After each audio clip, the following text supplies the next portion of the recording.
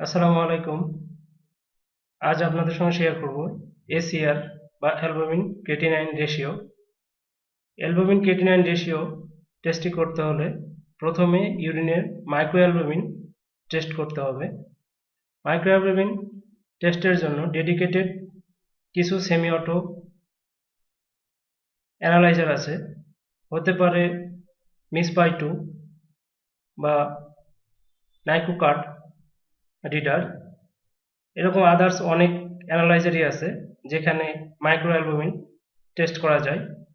মাইক্রোঅ্যালবুমিন test করার পরে আমরা এসিআর ক্যালকুলেশন করে বের করি। এটি এসিআর ক্যালকুলেশন প্রসিডিউর, যে আপনি মাইক্রোঅ্যালবুমিন থেকে বা ইউরিনের ক্রিয়েটিন করে কিভাবে এসিআর রেজাল্ট বের করবেন। প্রথমে আমরা ইউরিনের মাইক্রোঅ্যালবুমিন টেস্ট করব। মাইক্রোঅ্যালবুমিন টেস্ট করার পরে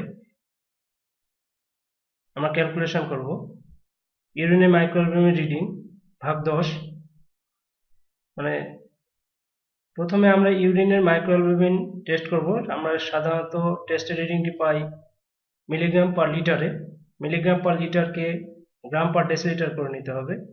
এক্সাম্পল, আমি রিডিং ধরলাম 14 মিলিগ্রাম পার লিটার, 10 দিয়ে ভাগ করতে হবে, তারপরে 1.400 মিলিগ্রাম পার ডেসিলিটার করলাম। পরের স্টেপ ইউরিনের ক্রেটিনাইন করতে হবে। ইউরিনের ক্রেটিনাইন সেম ওই যেটা দিয়ে আমরা মাইক্রোঅ্যালবুমিন করলাম সেই ইউরিন দিয়ে ইউরিনের ক্রেটিনাইন করব। ইউরিনের ক্রেটিনাইনের আমার একটা ভিডিও দেওয়া আছে সিসিআর, ওখান থেকে দেখে নেবেন কিভাবে ইউরিনের ক্রেটিনাইন করতে হয়। স্যাম্পলকে প্রথমে ইউরিনের স্যাম্পলকে ডাইলুশন করে নিতে হবে 1:15। 1:15 ডাইলুশন করার পরে ইউরিনের ক্রেটিনাইন করতে হবে। যেটা রিডিং আসবে তাকে 10 দিয়ে গুণ করার পরে ইউরিনের creatinine result 40 milligram per decilitre.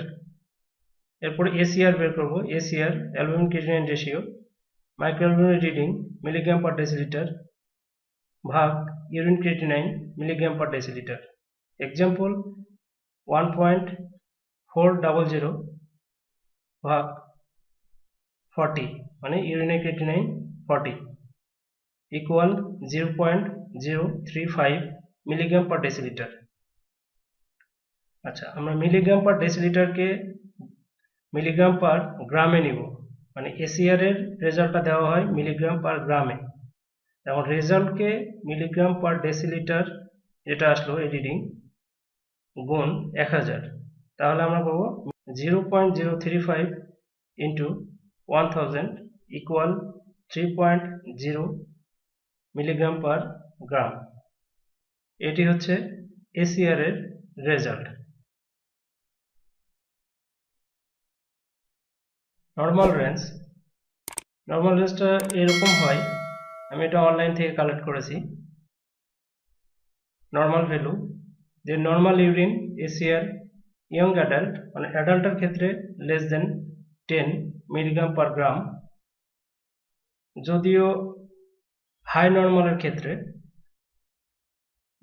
10 থেকে 30 মিলিগ্রাম পার ডেসিলিটার, এটা হাই নর্মাল। আর কিডনি পেশেন্টের ক্ষেত্রে, যারা CKD patient, ACR interpretation is chronic kidney disease, মানে সিকেডি পেশেন্ট যেসব, সিকেডি পেশেন্টের জন্য তিনটে ক্যাটাগরিতে এসিআর এর রিডিং দেওয়া হয়, মানে ধরা হয় যে এই পর্যন্ত normal. A1 less than 30 milligram per gram normal to mildly increase, A2 less than 30 to 300 milligram per gram moderately increased, category A3 more than 300 milligram per gram severely increased। এটি এই নর্মাল রেঞ্জগুলো সিকেডি পেশেন্টের ক্ষেত্রে। Thank you. আসসালামু আলাইকুম।